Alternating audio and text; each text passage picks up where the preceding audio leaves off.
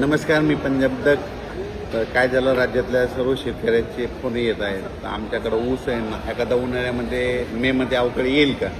तर ऊस शेतकऱ्यासाठी आनंदाची बातमी.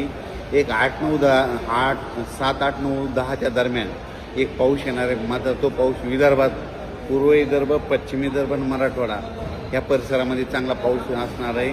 म्हणजे अवकाळी पाऊस असणार नाही, मान्सून पूर्व पाऊस येणार आहे. म्हणून ही विदर्भ, मराठवाड्यातल्या शेतकऱ्यांनी हा अंदाज लक्षात येतात. मग सांगायचं झालं तर 7 तारखेला म्हणजे नागपूर, वर्धा, भंडारा, गोंदिया, चंद्रपूर, यवतमाळ, वाशिम, हिंगोली, त्याच्यानंतर नांदेड, अकोला, अमरावती, परभणी ह्या पट्ट्यामध्ये काय होणार आहे, 7 तारखेला तिकडं ते अवकाळी मान्सूनपूर्व अवकाळी पाऊस येणार आहे.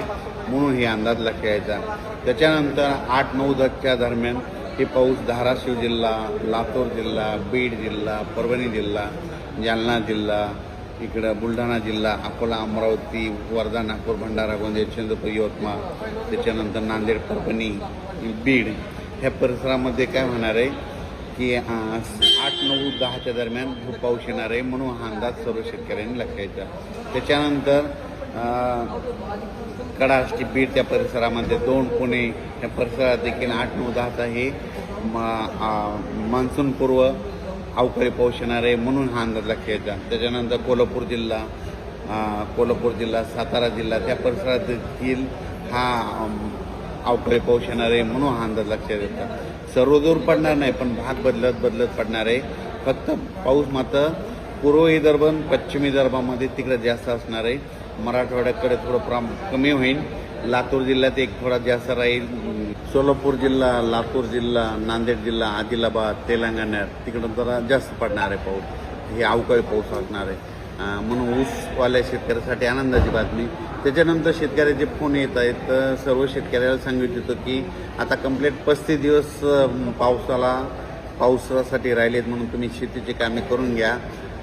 जवळपास माझा तर अंदाज आहे 12 मे ते 17 मेच्या दरम्यान अंदमान बेटाव मान्सून दस्तक देणार आहे. म्हणून ही सर्वप्रथम शेतकऱ्यासाठी आनंदाची बातमी. आत्तापर्यंत दरवर्षी कसं असतं, कधी 19 मे, 20 मे, 21 मेला अंदमान बेटाव मान्सून दाखल होतं आणि तसं वातावरण तयार होतं आहे. पण यावर्षी तुम्हाला एक सांगू इच्छितो, 10 मेपासूनच तिथं वातावरण बनायला सुरुवात होणार आहे. पण 12 आणि 13 तारखेला मात्र अंदमान बेटाव मान्सून दस्तक देईल. तर 12-13 मेला जर दस्तक दिली तर तिथून 10 दिवस म्हणजे 24-25ला ते 25पर्यंत केरळला येईल. आणि तिथून 3 दिवस मुक्काम केल्याच्या नंतर तिथून जवळपास 7-8 जूनच्या दरम्यान मग महाराष्ट्रात दाखल होऊ शकतो. म्हणून हे देखील लक्षात घ्यायचं. म्हणजे यावर्षी शेतकऱ्यासाठी चांगलं साल राहणार आहे. पाऊस देखील वेळोवेळी येणार आहे. म्हणून ही सर्वप्रथम शेतकऱ्यासाठी आनंदाची बातमी. हे जे अवकाळी पाऊस आहे हे 7 तारखेला नागपूरकडे सुरुवात होणार आहे. म्हणजे पूर्व विदर्भाकडे 7 तारखेला सुरुवात होणार आहे. 8ला देखील मग 8, 9, 10च्या दरम्यान काय होणार आहे, मग मराठवाड्याकडे येणार आहे. मराठवाड्यातून काही भाग पश्चिम महाराष्ट्राकडे जाणार आहे. म्हणून हे लक्षात येतं. पण सगळीकडे हे पाऊस नाही, फक्त पूर्व विदर्भ, पश्चिम विदर्भ, मराठवाडा आणि पश्चिम महाराष्ट्रात काही जिल्ह्यामध्ये हे अवकाळी पाऊस असणार आहे.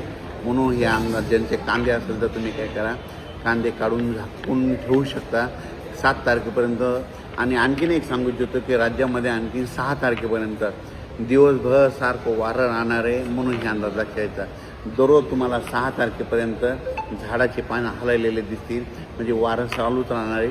7 तारखेला मात्र हे वारं बंद होणार आहे. म्हणून हे देखील अंदाज सर्व शेतकऱ्यांना लक्षात यायचा. आणि यावर्षी शेतकऱ्याची जी पेरणी ही 3 टप्प्यात होणार आहे. एकदा 7-8 जूनला पाऊस येईल, कापसाच्या शेतकऱ्याच्या लागवड होतील. त्याच्यानंतर 15-16 दरम्यान येईल, 15 ते 20च्या दरम्यान येईल, त्याच्यात कापसाच्या लागवड होतील. आणि जूनच्या शेवटच्या आठवड्यात मात्र सर्व महाराष्ट्रातल्या शेतकऱ्याची पेरणी सुरू होईल. जूनच्या शेवटच्या आठवड्यात म्हणजे 25 ते 29 जूनच्या दरम्यान. आणि त्याच्यातून जर काही उरले शेतकरी तर 10 जुलै ते 15 जुलैमध्ये मग सगळ्या महाराष्ट्राची पेरणी आटवून जाईल. म्हणून हे अंदाज सर्व शेतकऱ्यांनी लक्षात घ्यायचा. राज्यात मात्र 6 तारखेपर्यंत चांगलं उन्हाची तीव्रता राहणार आहे. म्हणून हा अंदाज सर्व शेतकऱ्यांनी लक्षात द्यायचा. माझी जनतेला विनंती आहे, 6 तारखेपर्यंत उन्हामध्ये फिरत जाऊ नका, कारण की तीव्र उन्हाची लाट असल्यामुळं उष्माघात होऊ शकतो आणि 7 तारखेच्या नंतर वातावरणात बदल होणार आहे.